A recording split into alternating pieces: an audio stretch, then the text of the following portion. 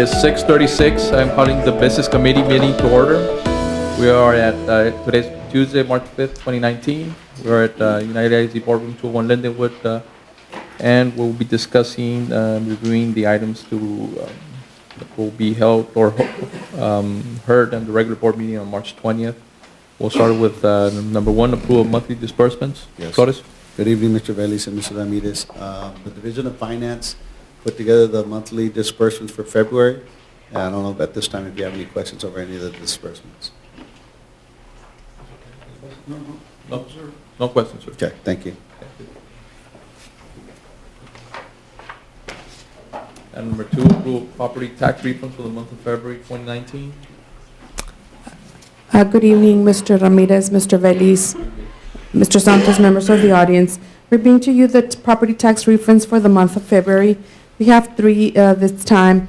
It's SunTrust Leasing Corp. for $852.17. It's an overpayment. Also, it's VP Newman Investment Company. It's for amount for $3,175.62, an overpayment. And National Tax Search LLC for $4,674.81 is an erroneous payment. At this time, there is no loss of revenue to the district. These accounts are paid in full. All right. Thank you. Item three, approval of RFP 2018-066 business continuity and disaster recovery. Good evening, Mr. Vélez, Mr. Ramirez, Mr. Santos, members of the audience. For the record, my name is Karina Mendoza. I am the purchasing manager.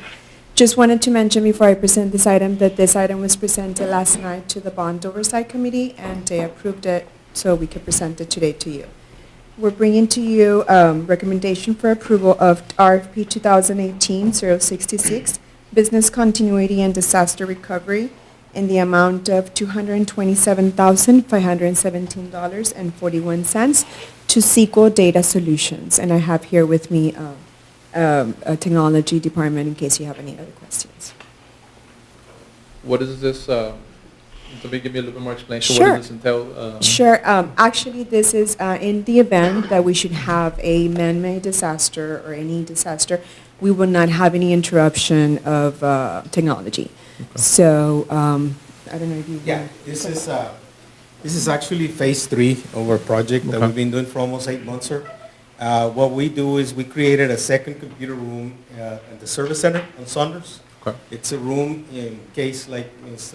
Karina mentioned, that if there's a disaster here at Lindenwood, we can redirect services at the service center, continuing to produce our report cards, our paychecks. Some of our key services for the district will continue in the event of a disaster. So it's a disaster recovery room.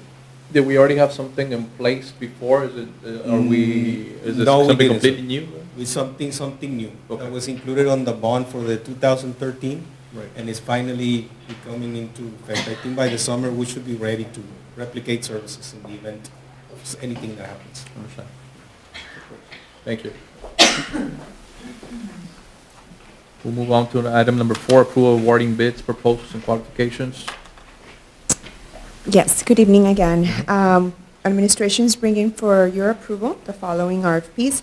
RFP 002-2019, computers, mobile learning devices, printers, accessories, and finance, to the recommended vendors as follows. Windows and computer laptops to Dell Marketing, Chromebooks to Dell Marketing, Chromebook cases to Sequel, carts to Riverside Technologies, printers to Advanced Imaging Supply, the finance solution on the lease rate amount of 0.2693 to HPE Financial Services. RFP 001-2019, labor and materials for minor maintenance, repairs, and replacements for thermal and moisture control building protection. We have a primary vendor to American Contracting and Roofing and a secondary vendor to VG Painting and Remodeling. RFP 003-2019, construction supplies and materials to Dr. Ives. And we have 3 renewals for your approval. Do you have any questions? No questions. Thank you. We'll move on to item number 5, approval of employment contract addendums, letter of assurance for 2019-2020 school year, work year. Is that something we reviewed Yes, already? Right? you all had looked in on the instructional, you had approved that. Thank you. Item 6, approve request from board members in reference to use of Board of Trustees discretionary funds for various projects and campuses. Mr. Reyes, there are no additional requests other than the ones included in your board book. Thank you. 7, approval of first and final updates to policy DGBA local. Mr. Belize and Mr. Ramirez, both 7 and 8 are pretty much the same thing, which is basically when we consider grievances either at level 1, level 2, or level 3, any objections, motions that are going to be brought forth by either an attorney or a parent or an employee, they have to submit those motions, those objections, any other evidence 5 days prior to the hearing officer, or if it's going to go to the board, and then 5 days to the superintendent will get it to the board president.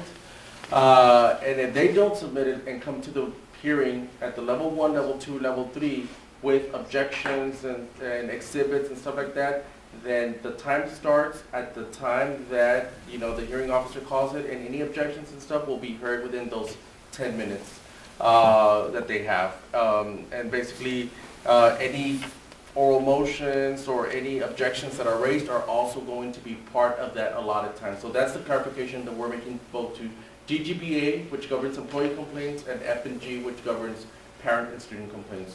I think it's kind of to pretty much be more efficient with our time, either at the board level or at the level 1 or level 2 proceedings. In addition to what I just presented, Gloria also is going to present the TASB policy update. The TASB policy update does carry a revision to F&G, the student parent complaint policy. Basically, all TASB is doing is putting together the Texas Administrative Code provision, which basically states that if a parent or guardian is ejected from a school campus because of his or her behavior, then they can appeal that ejection that is made by Mr. Santos to the board, and the process has to be completed within 90 days. From the time that they file their appeal to the time that they get a board hearing on that ejection. So that, basically, that update is going to be rolled into what I presented at next week's, or the regular board meeting. Right. Okay. Yes, ma'am. That brings it into update number 112, affecting local policies. There are 15 policies that are being recommended by TASB for revision. We'd like to have a recommendation to, as Juan mentioned on the F&G, incorporate some of the language in this particular update into the revisions that he is making. In addition to that, I'd like to point out policy GKB, which is the second to the last, Mr. Z. Policy. I'm sorry, GKA, first of all. This is something that we have communicated to our administrators, and just for the record, it is conduct on school premises, which we've had some concerns with some parental behavior at the campus level. So for the record, basically it says authorized district officials, which includes our campus administrators, campus police officers, if applicable, may refuse to allow a person access to a district property if there's some squabble that they cause or disruption that they may be caused at the campus level. At that point, this is what Mr. Cruz mentioned, that we can provide the person entry into the campus or ejected from the property under the district's control, written information explaining the right to appeal such refusal within the 90-day period that he just mentioned. Our administrators have been advised of this, specifically at some basketball games. We've had some rowdy individuals who are not necessarily respecting the officials' calls and so forth.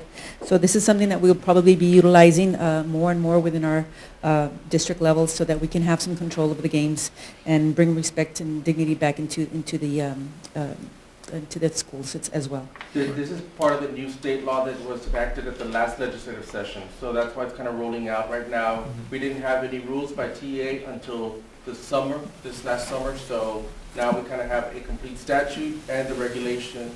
So I think you're going to see a lot more at public school districts on this basis. And we have issued a number of warning letters to parents this school year. Mr. Santos has signed off on them. I think we've, within 1 week, we issued about 5 or 6. Mr. Santos signed off, and we have distributed those to the parents, asking them that if their behavior does not improve, that they will not be allowed to come into district property again.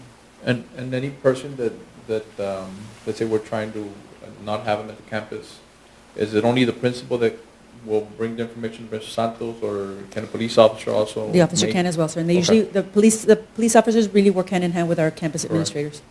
So they coordinate that. And then one more recommendation, the last policy that is presented here, GKB, which is advertising and fundraising in district property.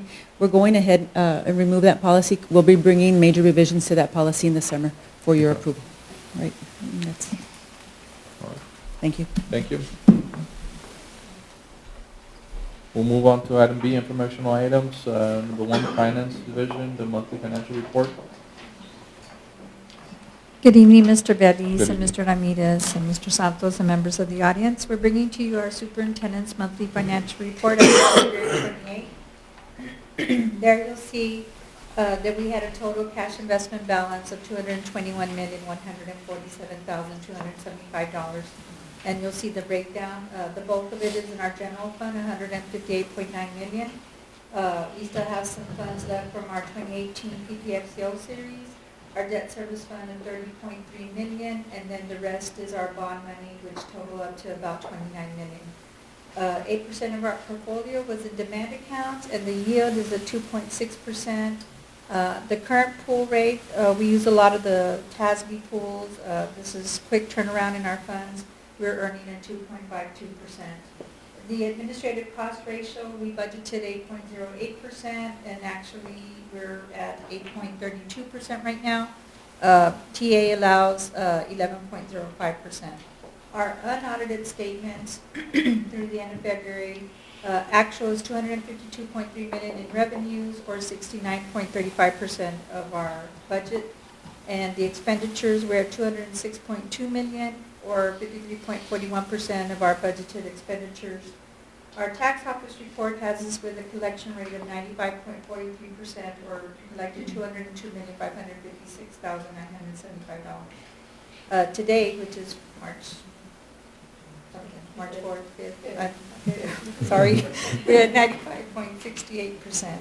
The delinquent collection rate is 67.78%, with a collection of $3,671,499.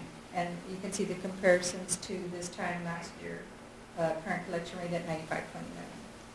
Purchasing reports, it includes all the bids and proposals awarded through February 2019.